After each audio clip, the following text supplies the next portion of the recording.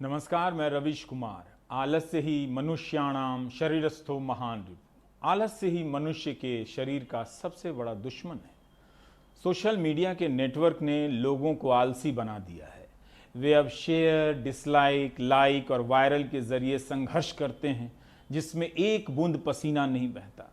आए दिन न जाने कितने ट्रेंड और वायरल वीडियो इस सोशल मीडिया के नेटवर्क में आकर गायब हो जाते हैं, पता ही नहीं चलता है।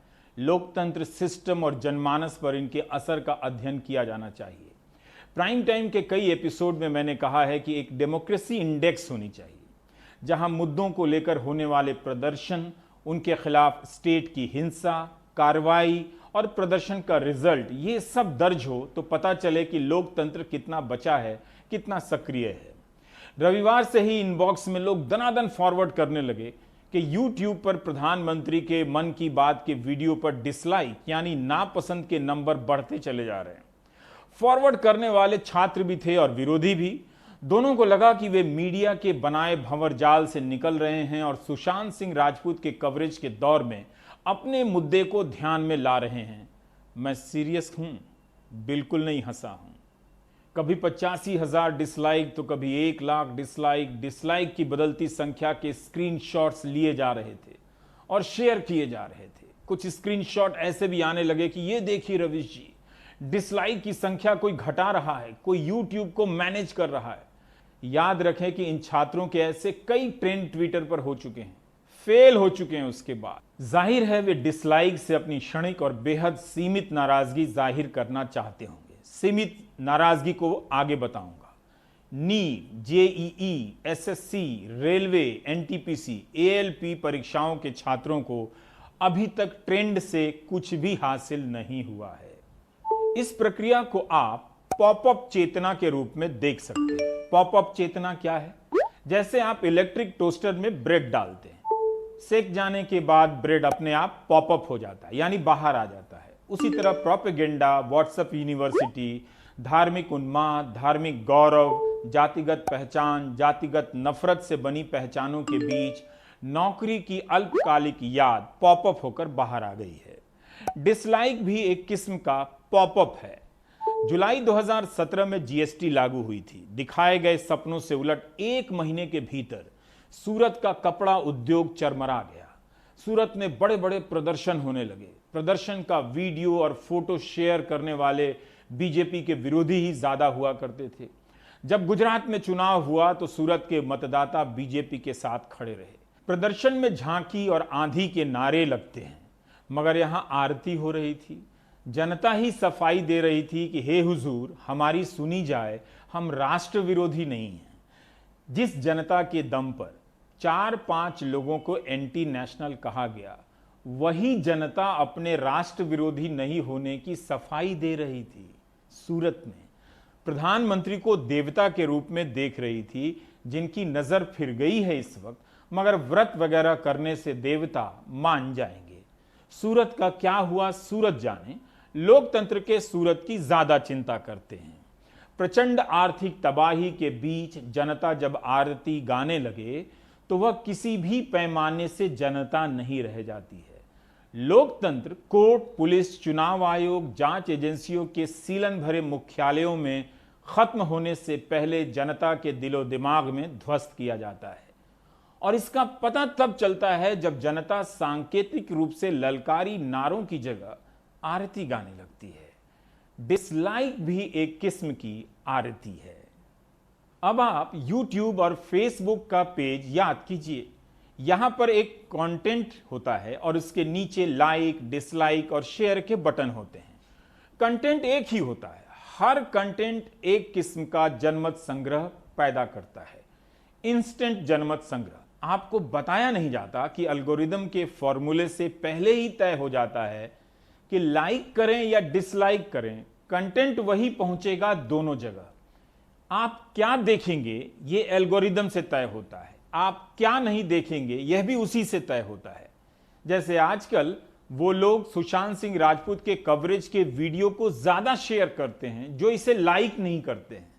यानी डिसलाइक करना भी एक तरह से लाइक करना भी है। इस वक्त फेसबुक को लेकर कई तरह की खबरें आ रही हैं। वॉल स्ट्रीट जर्नल और टाइम पत्रिका में भारत में फेसबुक की कारस्तानी की पोल हर दिन खुल रही है। खबरों की हेडलाइन भी तो देखिए, बता रही हैं कि कैसे फेसबुक ने गुप्त रूप से भारत में मोदी के चुनावी अभियान को सपोर्ट किया। 2012 से ही विपक्ष की आवाज फैलने नहीं दी गई, विपक्ष को गायब कर दिया गया। नफरत के नारे लगाने वालों को फेसबुक ने भारत में खुली छूट दी। फेसबुक ने माना भी कि नफरती नारों और भाषणों को लेकर कुछ करने की जरूरत है, क्योंकि यही फेसबुक अमेरिका में ऐसे नारों को रोकने के लिए दबाव में रहता है, जर्मनी में रहता है, मगर भारत में खुली छूट दे रहा है। जैसा कि रिपोर्ट से बातें सामने आई हैं, बीजेपी के साथ फेसबुक का गठजोड़ है, जिसे लेकर जांच भी चल रही है। टाइम की यह रिपोर्ट है। फेसबुक से जुड़ी खबरों का यही मतलब है कि जनता की नजर से संस्थागत विपक्ष को खत्म कर दो। संस्थागत विपक्ष का अंग्रेजी में मतलब हुआ राजनीतिक दल। इसलिए आपको विपक्ष नहीं दिखाई देता है, क्योंकि इसी तरीके से आपके भीतर का विपक्ष खत्म कर दिया गया है। जैसे आज आपके जीवन में क्या हो रहा है, इसकी जगह आप नेहरू ने किससे शादी की, किसके साथ नाश्ता किया और किसके गले में बाहें डाली, इन सब झूठी खबरों से भटका दिए जाते हैं। इसलिए डिसलाइक का यह आंदोलन थोड़ा रुककर सोचने की मांग करता है। आपको इसमें कोई चेतना नजर आती है तो एक और टेस्ट कर लीजिए मेरे साथ। इन नौजवानों से पूछिए कि क्या वे इन तस्वीरों को पहचानते हैं। सुधा भारद्वाज, गौतम नवलखा, आनंद तेलतुंबड़े, वरवर राव, शोभा सेन, सुरेंद्र गडलिंग, महेश राउत, अरुण फरेरा, सुधीर ढावले, रोना विल्सन, वर्नन गोंजाल्वेस, हैनी बाबू, जीएन साई बाबा। दिल्ली दंगों की साजिश के आरोप में सफूरा जरगर, दिवांगना कालिता, नताशा नरवाल, गुलफिशा, खालिद सैफी, मीरन हैदर, शफीउर रहमान के नाम जुड़ चुके हैं। प्रोफेसर अपूर्वानंद तक से पूछताछ हो चुकी है। जैसे ट्रकों पर हथियारों से लैस वो हिंसक भीड़ इन प्रोफेसरों के इशारों पर आई थी और व्हाट्सएप मैसेज के बाद इनमें से कई जांच के नाम पर महीनों जेल में सड़ाए जा रहे हैं। इस तरह की प्रक्रिया के बारे में ये नौजवान क्या सोचते हैं, इसे लाइक करते हैं या डिसलाइक करते हैं? Just ask them, I am telling you. क्या वे सुधा भारद्वाज पर छवि कोई रिपोर्ट पढ़ना चाहेंगे, जिन्होंने अमेरिका से पढ़ाई के बाद छत्तीसगढ़ के बेआवाज आदिवासियों के लिए काम करने का फैसला किया और वे अक्टूबर 2018 से जेल में बंद हैं, बीमार हैं, हार्ट अटैक का खतरा हो सकता है, उनकी बेल की अर्जी खारिज हो जाती है? क्या डिसलाइक बटन दबाकर वीकेंड में लोकतांत्रिक हो रहे नौजवान यह सवाल भी पूछना चाहेंगे कि डॉक्टर कफील खान को किस जुर्म में 6 महीने से जेल में रखा गया है? क्या भाषण देना इतना बड़ा गुनाह है? मुझे नहीं लगता कि डिसलाइकी पीढ़ी इन सब प्रश्नों को महत्व देगी। नैतिकताएं 2 नंबर वाली सिम नहीं है कि सामाजिक जीवन के लिए अलग नंबर की नैतिकता हो और लोकतांत्रिक जीवन के लिए अलग नंबर की नैतिकता। ऐसा नहीं होता है। वो जब नहीं होती है तो कहीं नहीं होती है। इसका मतलब यह नहीं कि नौजवानों की परीक्षा के रिजल्ट को लेकर जो लड़ाई है वो महत्वपूर्ण नहीं है। मेरा सिर्फ इतना कहना है कि ट्रेंड और डिसलाइक का तुरंत मतलब नहीं निकाला जाना चाहिए कि जनता में रोजगार को लेकर कोई नई चेतना आ गई है। आप यकीन कीजिए, डिसलाइक करने वाले नौजवान जब प्राइम टाइम का ये एपिसोड देखेंगे तो उनके दिल धड़कने लगेंगे और नजर नीची हो जाएगी। वैसे ही जैसे क्लास में मास्टर ने नकल करते हुए छात्रों के समूह को पकड़ लिया हो। इसलिए हाथ पीछे कर खड़े होने की जरूरत नहीं है, आगे आकर नजर मिलाकर प्राइम टाइम देखने की जरूरत है। क्या आपको पता है कि एसएससी सीजीएल का मामला क्या है, ये इम्तहान क्या है? इस तरह के ट्वीट में छात्र लिखते हैं कि स्टाफ सिलेक्शन कमीशन सीजीएल 2018 की परीक्षा के रिजल्ट का इंतजार करीब 850 दिनों से लटका है, रिजल्ट नहीं आ रहा है। एसएससी सीएचएसएल 2018 की परीक्षा का रिजल्ट 540 दिनों से भी ज्यादा समय से अटका पड़ा है, इंतजार हो रहा है। एमटीएस 2019 की परीक्षा का रिजल्ट करीब 490 दिनों से अटका है, यानी रिजल्ट नहीं आया है। छात्र लिखते हैं कि यह सिर्फ नंबर नहीं है, बल्कि इतने दिन उनके बर्बाद हुए हैं। रिजल्ट आता तो नौकरी करते, सैलरी लेते, घर चलाते। 8 महीने से ज़्यादा हो चुके हैं, टीयर 3 का अभी तक रिजल्ट नहीं आया है फाइनल। ठीक है, 850 से ज़्यादा दिन हो चुके हैं 2018 एग्जाम को। टीयर 3 का भी रिजल्ट अवेटिंग है, उसके बाद टीयर 4 होगा। टीयर 4 के बाद भी काफ़ी ज़्यादा प्रोसेस होता है, फिर फाइनल रिजल्ट आएगा, उसके बाद ज्वाइनिंग में भी बहुत ज़्यादा टाइम लगता है। मेरी सिस्टर ने एसएससी सीजीएल 2018 दिया था, उसमें बहुत अच्छे मार्क्स है और उसका आराम से सिलेक्शन हो सकता है। उसने उसके लिए बहुत मेहनत करी थी। पहली बात तो उसका पेपर का नोटिफिकेशन 2018 में आया और उसका एग्जाम एक साल बाद 2019 में लिया गया। 2019 में लेने के बावजूद भी कि सरकार को और इस संस्थान को शर्म आ जाए कि हम जल्दी से प्रोसेस कंप्लीट करें, इनने वो भी नहीं करा। सुशांत सिंह राजपूत डेथ हुई, सुसाइड हुई, जो भी हुआ, सब ने मेंटल हेल्थ के बारे में बात की, मेंटली फिट कैसे रहे, लेकिन किसी भी न्यूज़ चैनल ने हम स्टूडेंट जॉब एस्पिरेंट्स के ऊपर बात ही नहीं की। हम किस मेंटल फेज से गुजर रहे हैं, हमारे अंदर क्या क्या डिप्रेशन है, जॉब टाइम पे जॉब ना मिलने की वजह से, हमारी मेंटल हेल्थ की किसी को चिंता नहीं है। ट्रेंड कराने वाले छात्रों ने बताया कि मार्च से लेकर आज तक कम से कम 9 बार ट्रेंड करा चुके हैं एसएससी की परीक्षा के संबंध में, जिसमें कभी 10,000 तो कभी 2 लाख से अधिक ट्वीट हुए हैं। किसी का ध्यान तभी क्यों नहीं गया? यानी प्रधानमंत्री के राजनीतिक विरोधियों की नजर तभी गई जब उनके वीडियो को डिसलाइक मिली। लाइक कितनी मिलती थी ये तो पता कर लें मन की बात के यूट्यूब वीडियो को। क्या इसके बाद रिजल्ट निकलने लगेंगे, नौजवानों की ज्वाइनिंग होने लगेगी? मुझे नहीं लगता कि ऐसा होगा। हो जाएगा तो मुझे बहुत खुशी होगी। 492 दिनों से रिजल्ट नहीं आ रहा है, 846 दिनों से रिजल्ट नहीं आ रहा है। यही नहीं, यूपी में 69,000 भर्ती पूरी करो, 4,000 उर्दू भर्ती पूरी करो। इस तरह के आए दिन ट्रेंड होते रहते हैं, राजस्थान से भी, मध्य प्रदेश से भी। चुनाव के पहले ऐसी ही लटकी भटकी परीक्षाओं को लेकर प्राइम टाइम के कई एपिसोड हमने किए थे, हफ्तों नहीं महीनों। तब लोकसभा का चुनाव आने वाला था, कई भर्तियों के नतीजे आए भी दबाव में और लोगों को ज्वाइनिंग लेटर मिला, मगर चुनाव बीतते ही बातें खत्म हो गई। आपको एक और उदाहरण से समझाता हूं। चुनाव के कारण 2018 में रेलवे ने वैकेंसी निकाली, सहायक लोको पायलट की। ये एक छात्र का ही मैसेज है जो ट्विटर से लिया है मैंने, वही पढ़ के बता रहा हूं। पूर्वी रेलवे में 400 सहायक लोको पायलट परीक्षा पास कर ट्रेनिंग का इंतजार कर रहे हैं, कोई जवाब नहीं दिया जाता है। सोचिए, महीनों से बिना सैलरी के घर बैठे हैं ये जवान। लिखते हैं कि परीक्षा का नोटिफिकेशन जारी होता है 2018 के साल में, अगस्त 2018, जनवरी 2019, मई 2019 में परीक्षा के चरण पूरे होते हैं। जून 2019 में मेडिकल की प्रक्रिया शुरू होती है, मेडिकल जांच की। 5 महीने बाद नवंबर 2019 में पैनल बनता है सफल उम्मीदवारों का। जनवरी 2020 में इन्हें डिवीजन दिया जाता है कि आपकी नियुक्ति इस डिवीजन से होगी, जैसे भोपाल डिवीजन या गोरखपुर डिवीजन। अप्रैल से इन्हें ट्रेनिंग पर जाना था, मगर मामला स्थगित है, कोई अपडेट नहीं है।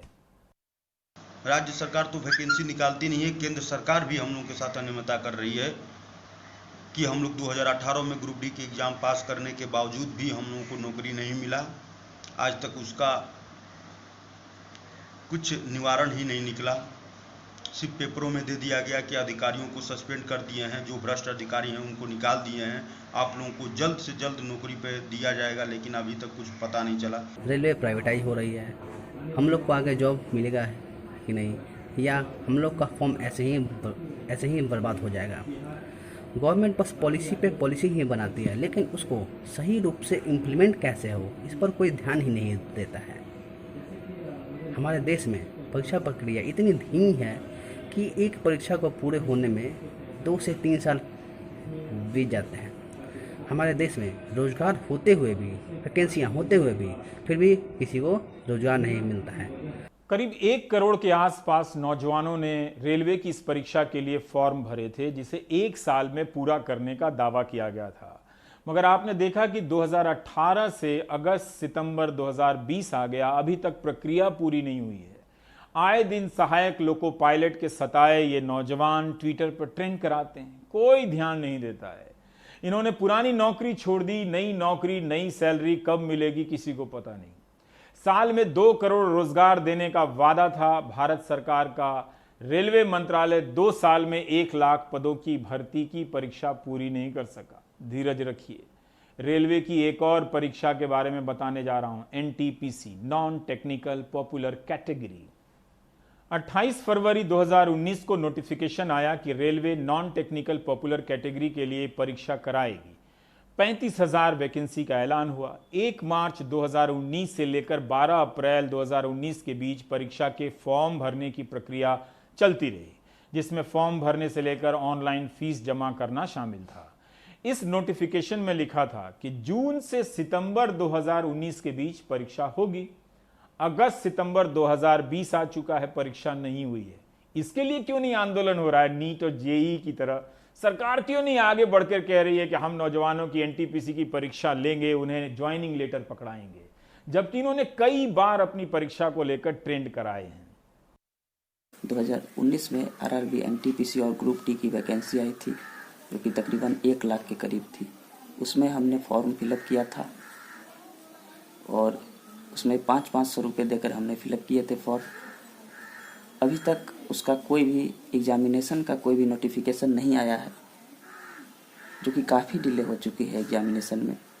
सरकार को इस पर ध्यान देना चाहिए, क्योंकि हम लोग गरीब फैमिली से बिलोंग करते हैं और अधिक दिनों तक अपनी तैयारी को जारी नहीं रख सकते हैं। मैं राजस्थान के अजमेर ज़िले से हूँ और उन 1.5 करोड़ से भी ज़्यादा अभ्यर्थियों में से हूँ जो पिछले 3 साल से गवर्नमेंट एग्ज़ाम की प्रिपरेशन कर रहा है, पर फ़ायदा कुछ नहीं है, क्योंकि ना तो एग्ज़ाम्स की डेट आती है, ना एग्ज़ाम्स के बारे में कुछ पता होता है और ना ही हमारे मुद्दों पे ध्यान दिया जाता है। सारी न्यूज़ चैनल, सारे मिनिस्टर्स हम पे कोई ध्यान नहीं दे रहे हैं। इनफैक्ट अब तो हाल ये है, जेई नीट की परीक्षाएं वो हो रही हैं, उनके लिए सोचा जा रहा है, पर हम बेरोजगारों के लिए कोई मुद्दा नहीं उठाया जा रहा है। करोड़ों की संख्या में नौजवान कई साल से सताए जा रहे हैं। उनकी लोकतांत्रिक और नागरिक चेतना में बदलाव इतना ही आया है कि 1 या 3 लाख डिसलाइक करने की स्थिति में पहुंचे हैं। अंग्रेजी में ऐसे मौकों पर अभिव्यक्ति का एक तरीका है कंधे को झुकाकर आई मीन कम ऑन कहने का। रोजगार का सवाल टफ क्वेश्चन का सवाल है, मुश्किल प्रश्न है। बात सिर्फ रिजल्ट और ज्वाइनिंग की नहीं है। आज की नौकरियां ज्यादातर कॉन्ट्रैक्ट की होती जा रही हैं। आधी सैलरी मिलती है, बाकी नहीं मिलती। तरह तरह के शोषण हैं। क्या इसे लेकर कोई चेतना है? बिल्कुल नहीं है, ना राजनीतिक दलों में, ना जनता में। सिर्फ वही व्यक्ति या समूह मीडिया को खोजता है जिसकी ठेके की नौकरी चली जाती है। सांसदों, विधायकों ने अपने लिए पेंशन का पुराना सिस्टम रख लिया, अच्छा किया। बाकी नौकरीशुदा लोगों के लिए पेंशन का पुराना सिस्टम खत्म कर दिया, बाजार को दे दिया। क्या वाकई आपको लगता है कि ये राजनीतिक मुद्दा बनेगा? I mean come on. 19 अगस्त को एक फैसला हुआ कि सरकारी नौकरियों की भर्ती परीक्षा के लिए नई रिक्रूटमेंट एजेंसी बनेगी। प्रधानमंत्री ने तुरंत ट्वीट किया, लेकिन रिजल्ट नहीं निकल रहा है, परीक्षा नहीं हो रही है, ज्वाइनिंग नहीं हो रही है। उसके लाखों ट्वीट उनके हैंडल से टैग किए गए, मगर किसी मंत्री तक ने जवाब नहीं दिया। मगर जिस दिन जब नई भर्ती एजेंसी बनाने का फैसला हुआ तो कितने उत्साह से कई प्रकार के मंत्री उस फैसले को ट्वीट कर रहे थे। यानी एक बड़ी समस्या के ऊपर एक नई एजेंसी के ख्वाब की चादर डाल रहे थे ताकि ऊपर से सोफा या बिस्तर गंदा ना लगे। जबकि नई भर्ती एजेंसी में रेलवे और एसएससी की परीक्षाओं को भी शामिल किया गया था, मगर उनकी पुरानी परीक्षाओं की बात तक नहीं की गई। कई जिलों में परीक्षा केंद्र पहले से बने हैं, तभी तो नीट और जेई की परीक्षा हो रही है। मगर पत्रकार से लेकर ट्विटर के अनुचरों को लगा कि कोई नई व्यवस्था बनने जा रही है। अगर ये परीक्षा केंद्र ना बने होते तो आज किसके दम पर ये नीट और जेई की परीक्षाएं होती, आप इतना ही अंदाजा लगा लें। भारत में सरकारी भर्ती परीक्षाओं का हाल आप देखेंगे तो आपको ये बात समझ में आएगी कि अगर आप चाहें तो एक परीक्षा का विज्ञापन निकालकर युवाओं को कई साल तक फंसा सकते हैं। वे इंतजार कर लेते हैं। कई राज्यों में लोग 8-8 साल से इंतजार कर रहे हैं। छात्र खुद से नहीं बोल पा रहे हैं। कम ही छात्र कैमरे पर आकर बोलने का साहस जुटा पाते हैं। समझा जा सकता है। उनके बदले गणित के एक शिक्षक ने वीडियो बयान जारी किया। आज ये भी चला कि कोचिंग में पढ़ाने वाले कई टीचर हम छात्रों के हित में बयान जारी कर रहे हैं। तो शिक्षकों से ही छात्रों की पीड़ा समझ लीजिए, इतना भी अच्छा है। जो एनटीपीसी आरआरबी के एग्जाम में 2.5 करोड़ बच्चों से फॉर्म भरवा के 500 रुपए फीस वसूल के बोलते हैं कि 400 रुपए बाद में वापस करेंगे। कितना बढ़िया धंधा चल रहा है, कमाल का तरीका है साहब का रेवेन्यू वसूलने का, और सरकार का इस पे कोई ध्यान नहीं है। आज 1.5 से 2 साल होने वाले हैं एनटीपीसी और आरआरबी में।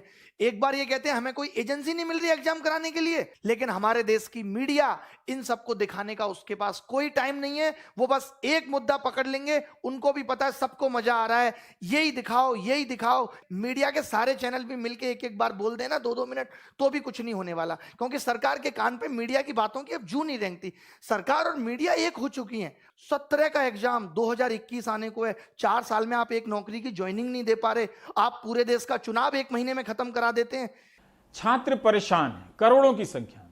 अच्छी बात है कि कोचिंग में पढ़ाने वाले शिक्षक उनके बदले बोल रहे हैं। बस इतना ध्यान रहे कि सारा अकाउंट ठीक होना चाहिए, वरना रिया चक्रवर्ती के घर पर जो ईडी की टीम है वो उनके कोचिंग इंस्टीट्यूट में ना पहुंच जाए। ऐसे ही सावधानी के लिए बोल रहा हूं।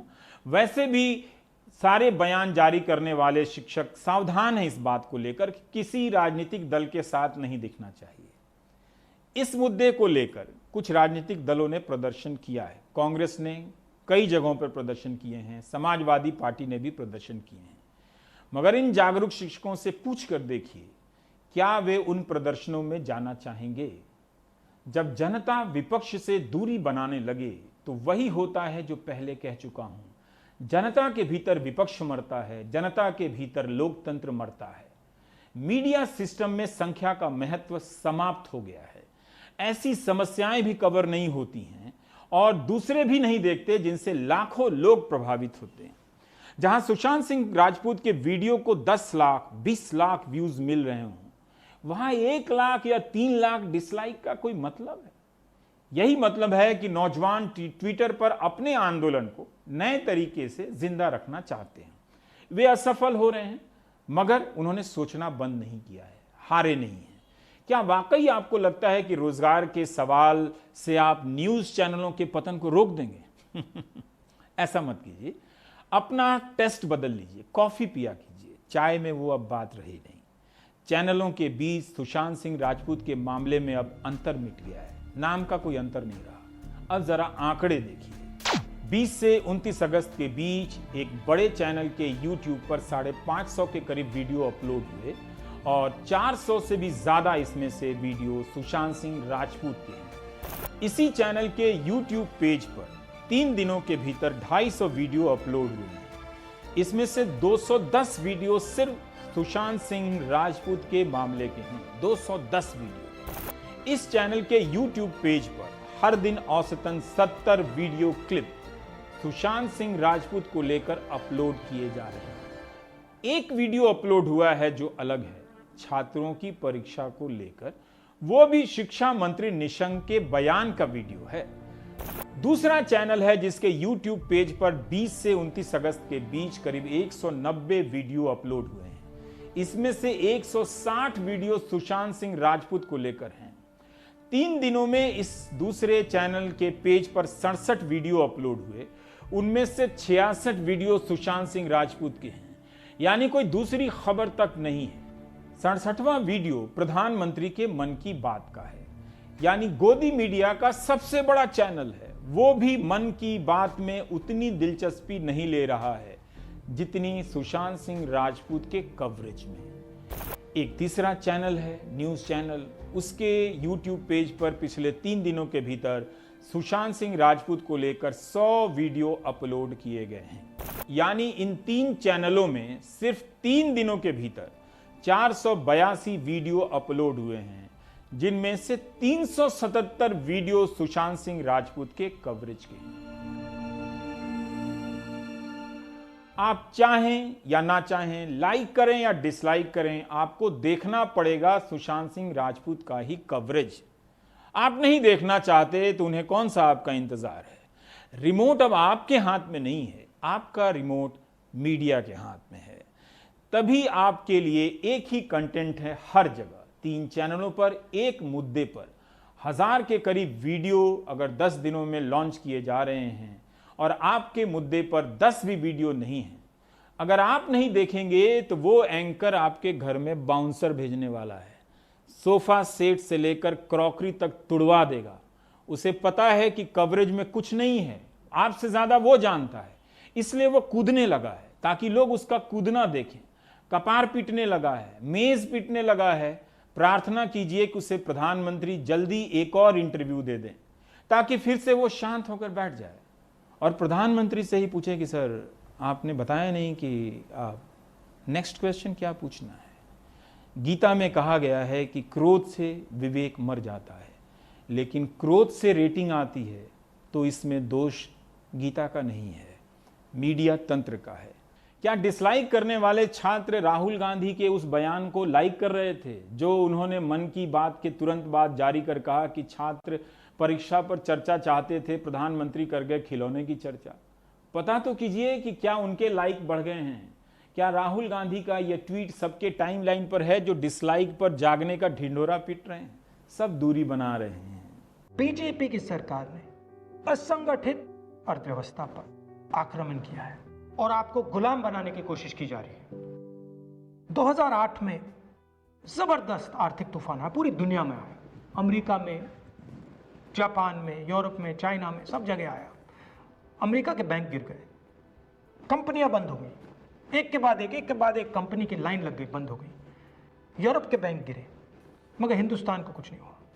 यूपीए की सरकार थी, प्रधानमंत्री जी के पास गया और मैंने उनसे पूछा, मनमोहन सिंह जी बताइए, पूरी दुनिया में आर्थिक नुकसान हुआ है, हिंदुस्तान को कोई असर नहीं हुआ, कारण क्या है? मनमोहन सिंह जी ने कहा, राहुल, अगर हिंदुस्तान की अर्थव्यवस्था को समझना चाहते हो तो यह समझना होगा कि हिंदुस्तान में दो अर्थव्यवस्थाएं हैं। पहली असंगठित अर्थव्यवस्था और दूसरी संगठित अर्थव्यवस्था।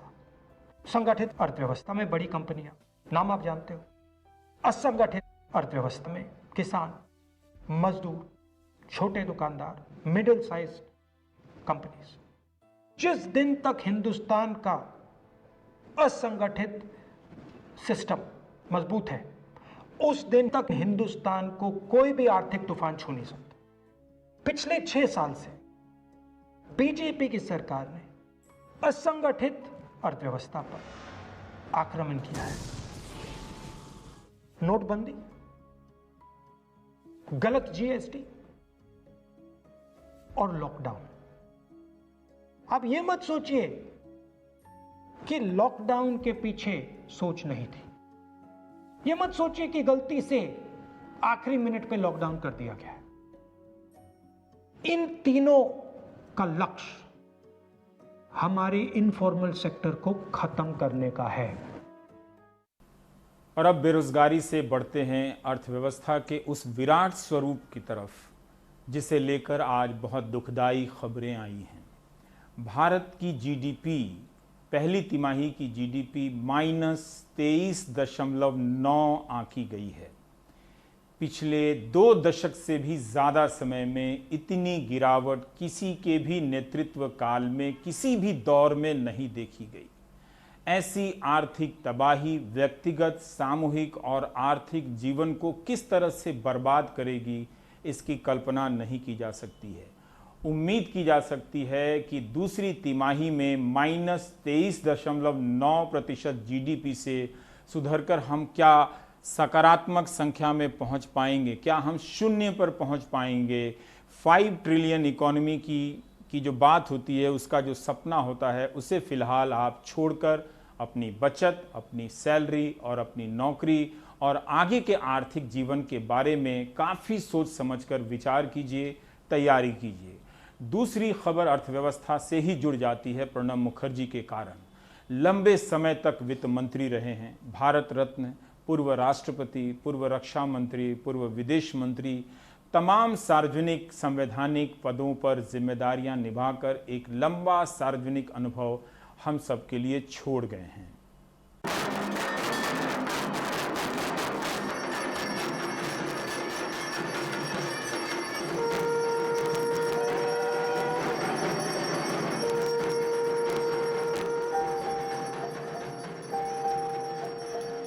प्रणब मुखर्जी पश्चिम बंगाल में अपने पैतृक निवास में दुर्गा पूजा में हिस्सा लेते हुए।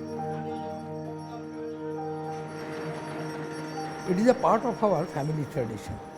Moreover, as a village boy, I was grown up in this atmosphere for up to my graduation.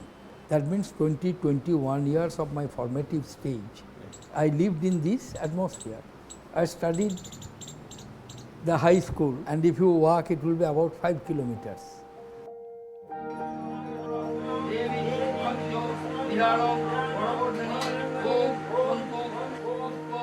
यहीं से एक ऐसा सियासी सफर शुरू हुआ जो लगभग 50 साल तक नई नई मंजिलें तय करता रहा।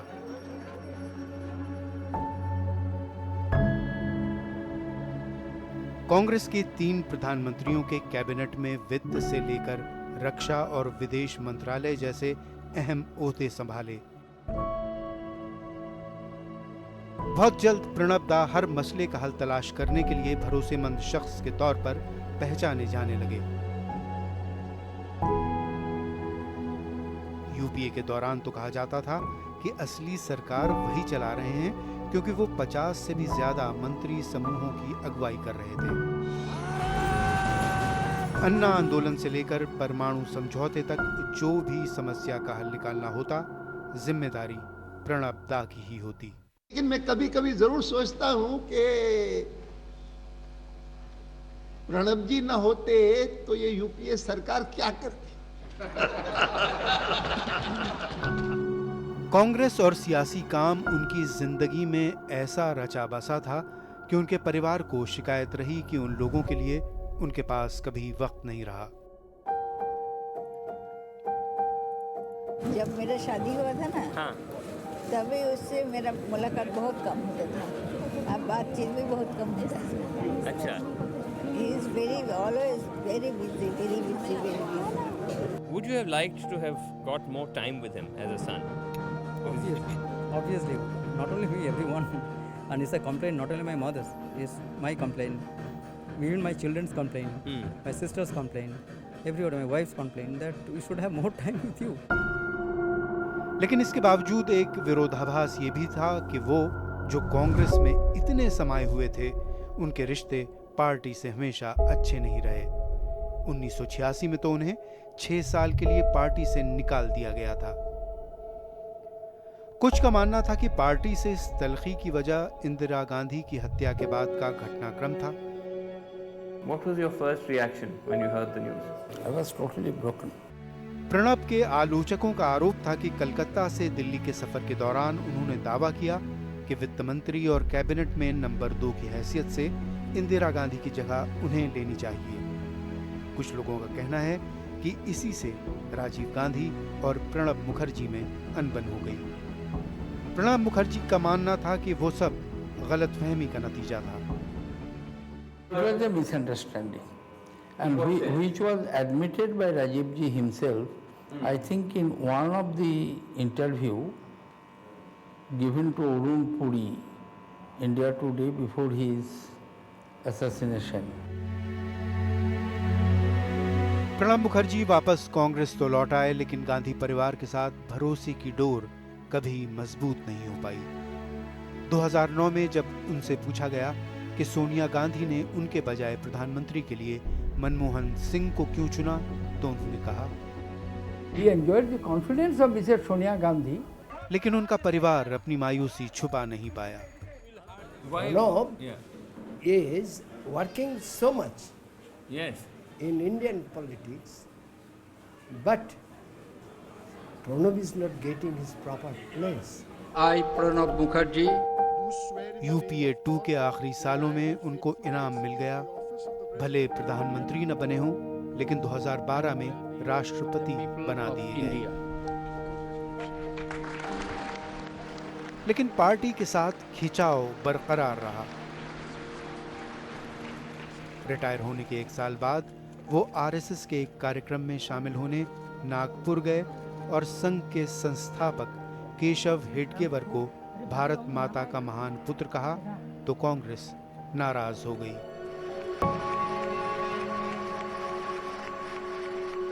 साल भर बाद ही बीजेपी ने उन्हें देश के सबसे बड़े सम्मान भारत रत्न से नवाजा।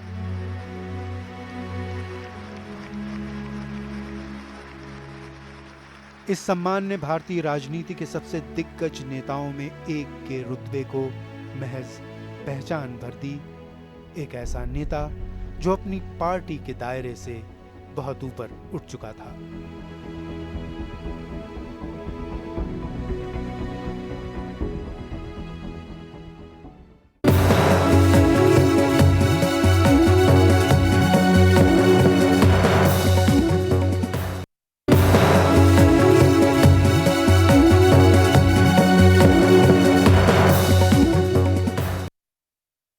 26 अगस्त को rediff.com पर विदेश मंत्री एस जयशंकर ने शीला भट्ट को एक इंटरव्यू दिया और उसमें कहा कि सीमा पर चीन की सेना की तैनाती मुझे समझ नहीं आ रही है।